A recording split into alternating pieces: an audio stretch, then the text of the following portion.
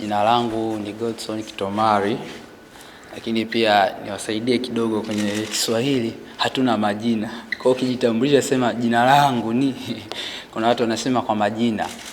Sema jina langu ni. Mimi ni mhitimu wa shahada ya kwanza sayansi ya siasa na utumishi wa umma hapa Chuo Kikuu cha Dar es Salaam mwaka 2025. Na kwa kitu ambacho nimepewa kuzungumzia katika mjadala wa leo, nafikiri katika kulumbana kwetu kwa hoja hapo awali kimezungumziwa sana, na mimi hata nikisema ni kama nafanya tu marudio, lakini kuna jambo ambalo ninatamani sana wengi tulifahamu kwamba watu waliotutangulia wanasema kwamba kila kitu katika maisha ya mwanadamu kinaanzia na mtazamo. Kwa namna ambavyo unaujenga mtazamo wako, na ndivyo maisha vile vile yanakushevu katika mtazamo. So wengi tumekuwa tukilalamikia kuhusiana na swala la mimi ni kwa namna ambavyo nilivyo note hapa, swala la elimu, mfumo wa elimu. Watu tumekuwa tukizungumza sana, tunautupia lawama na tunatupia lawama serikali. Ni kweli kwa mujibu wa social contract theory wanapaswa kutupia lawama kwa sababu ndio tumewaamini na kuwapa hiyo legitimacy. So lakini jambo la kuliweka akilini kwamba tunatakiwa kujua kwamba mfumo wa elimu si kama nguo ambayo unaweza ukaibadilisha. Yani ulikuwa umevaa hii baadaye ukavaa ile ikakupendeza. Tunategemea kwamba tukibadili mfumo wa elimu wakati huo utatupa matokeo. Unahitaji zaidi ya mlongo mmoja, miaka zaidi ya 10 na kuendelea ili kuweza kutupa yale matokeo ambayo tunahitaji kama vijana. Kwa hiyo tumejaribu sana kuutupia. Ni kweli tunapaswa kuutupia mfumo huu wa elimu, sababu wale ambao waliopaswa kuubadili bado waliendelea na ukisoma sera hii ya vijana, sera ya vijana inasema kwanza kwamba kuna matatizo mawili. Jambo la kwanza, dira haiendani na dhima. Yaani dira inazungumza vingine na dhima inazungumza vingine. Kwa mfano ukiangalia, ukisoma vizuri dira inasema kuwa na vijana wenye uwezo, ari ya kutosha kuwajibika na kushiriki kikamilifu katika nyanja zote za kisiasa, kiuchumi na kijamii. Lakini ukiangalia dira kwa wakati huo inakwambia inataka kujenga vijana ambao wana uwezo katika nafasi za ajira na kupata huduma za hifadhi ya jamii. Kwa hiyo unaona namna gani hamna direct link ya dira pamoja na dhima. Na sera ndio muongozo wa wizara. Na brother hapa ametupitisha katika majukumu ya wizara. Nilikuwa na note vitu vichache. Kwanza, uratibu wa elimu ya uraia. Ni kweli kama wizara ina jukumu hilo la kuratibu elimu ya uraia. Lakini kwanza hii elimu ya uraia miongozo yake ni ipi? Miongozo ya elimu ya uraia tumekusha kuiona imelenga katika engo gani? Kwa sababu elimu ya uraia tumeisoma sio kwa kiwango chote, lakini tumesoma saizi kuna wanaita maadili, uraia na maadili, shule ya msingi, tuna civics, tuna general study, tunayo. Na je, hii elimu ambayo tulikuwa tumeisoma huko imetengeneza ule uzalendo ambao ulikuwa unatarajiwa?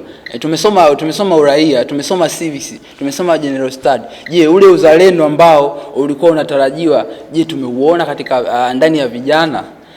Na wengi tunadhani kwamba uzalendo labda ni kuvaa bendera ya taifa au kuwa na pini kama ya kwangu hapa kwenye nguo, au kuwa na kacha. Lakini uzalendo unajengwa kuanzia moyo, na tuna taasisi kama Jeshi la Kujenga Taifa. Lakini je, imekuwa hiyo taasisi tumekuja tena kujiuliza, imekuwa ni kweli imeweza kushape kutengeneza vijana ambao wana uzalendo na taifa lao? Ni maswali ya kujiuliza katika dhima na majukumu ya wizara. Lakini pia tuna swala la kuboresha kuna nyingine ambayo nimenote hapa, kuboresha utendaji na maendeleo ya rasilimali watu. Ndio tunarudi hapa kwenye jambo ambalo nimepewa kuzungumzia, ambayo the challenge of graduate employee and direct linked to the policy and strategy of the Ministry of Youth. Rasilimali watu tumeutupia lawama mfumo wa elimu, lakini tukitazama ni kweli tunapaswa kulaumu mfumo wa elimu, sababu mfumo wa elimu ndio kila kitu. Na Valdi Lenini anasema kwamba ukitaka kuliharibu taifa lolote lile, haribu fikra za vijana wake. Kwa hiyo elimu Cha kwanza tuliokuwa nayo ilikuwa imetuandaa kuwa white collar job. Na bilionea Ali Mafurki kwenye kitabu chake anasema kwamba kwa mujibu wa zile ametumia takwimu za sensa ya mwaka 2012, anasema kwamba kwa mujibu wa watu milioni 25 katika taifa hili, asilimia 80 ambao ni zaidi ya watu milioni 25 ni unskilled, yani hawana skills ambazo zinaweza kufaa katika ulimwengu wa leo. Lakini jambo lingine ambalo yeye analiadvocate au analionyesha ambalo tunapaswa kwenda nalo katika mfumo wetu wa elimu. Nafikiri hata sera yetu ya elimu ya mwaka 2014 toleo la mwaka 2023 imezingatia hili, lakini taratibu tunavyoendelea tutapima kama kweli utekelezaji wake unaenda. Inasema kwamba tuwe na aina mbili za elimu. Wengi tumetupia lawama mfumo, lakini nataka nijenge msingi hapa kwenye jambo hili la elimu. Cha kwanza tunataka kujua kwamba nature ya elimu yetu ilikuwa ni kuandaa managerial skills. Hata ukisoma sera hii ya vijana inaeleza kwamba dhima elimu ilikuwa ni kuandaa managerial skills, kwamba tunazalisha wasimamizi wengi kuliko watenda kazi. Watenda kazi ni wachache, lakini wasimamizi ni wengi. Na kuna mtu amelalamikia swala kwamba tunajifunza darasani, unajifunza theory kwa sababu wewe unaandaliwa kwa managerial skills. Kwa hiyo mfumo wa elimu, cha kwanza sera tulionayo sasa hizi ya elimu inataka kuwa na mfumo wa kwanza kuandaa academicians, na mfumo wa pili kuandaa the technical and practical watu ambao watakuwa technicians, watakuwa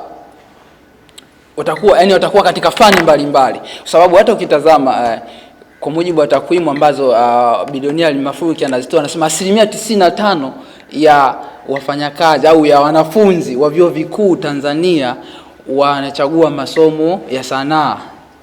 Wengi tumejezana kwenye sanaa. Kwa hata watu wakuja kupata kwenye kureplace kwenye engineering, kwenye field nyingine ambazo zinahusiana na scientists and mathematician ni 5%. Sasa 5% kwa taifa ambalo linategemea kwenda katika uchumi wa viwanda, lakini kutimiza dira yake 2050 ni ndogo sana ukilinganisha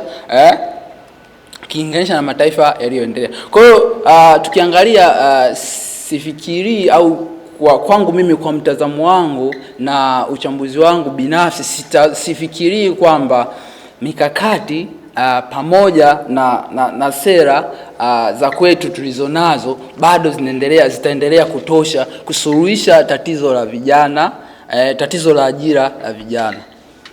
Kwa sababu sisi tuko katika mabadiliko ya sayansi na teknolojia, lakini tujiulize tu swali dogo. Shule tulizonazo sasa hizi nyingi, shule ngapi ambazo zina computer room?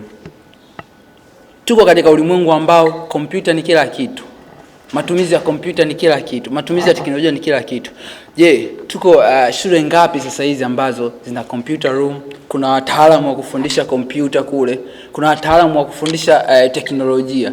Na tunategemea mfumo wetu huu wa ajira, ili tuweze kushindana ni lazima tuwe na teknolojia, vijana wajue teknolojia. Na ukiangalia ripoti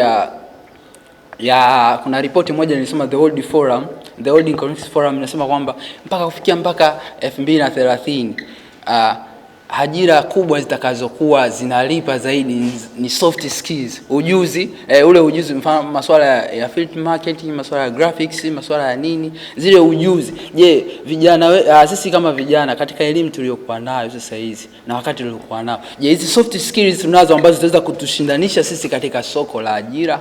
Je, wizara kama wizara katika uratibu wake na shughuli zake, tumeona masuala ya uratibu wa elimu ya uraia, lakini vipi kuhusiana na kuratibu elimu ambayo itawasaidia vijana kuielewa na kuitambua teknolojia? Na ukiangalia takwimu zinaonyesha kwamba zaidi ya vijana milioni 12 wanapatikana maeneo ya vijijini. Ni vijana milioni 8 tu wanapatikana katika maeneo ya mijini. Je, wale vijana milioni 12 waliopo vijijini, tunaelewa sisi wenyewe, wengine waliotokea vijijini wanaelewa, kule kijijini kwao tunaelewa. Je, teknolojia imewafikiaje hawa vijana kuweza kuimprove skills zao, kuweza kuwafanya wakaweza kushindana katika soko la ajira?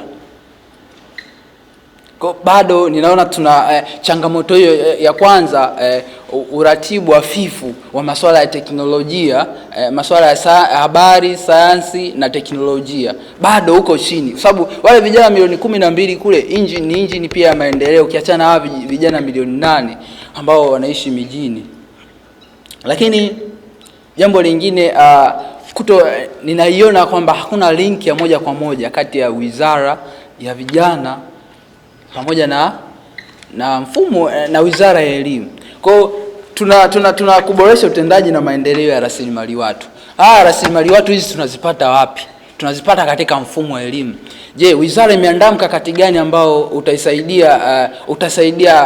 utaweza kushirikiana na Wizara ya Elimu kuhakikisha wanaandaa kutoka katika kushift kutoka kwenye managerial roles ambao tunawaandaa kwenda kwenye skills labor.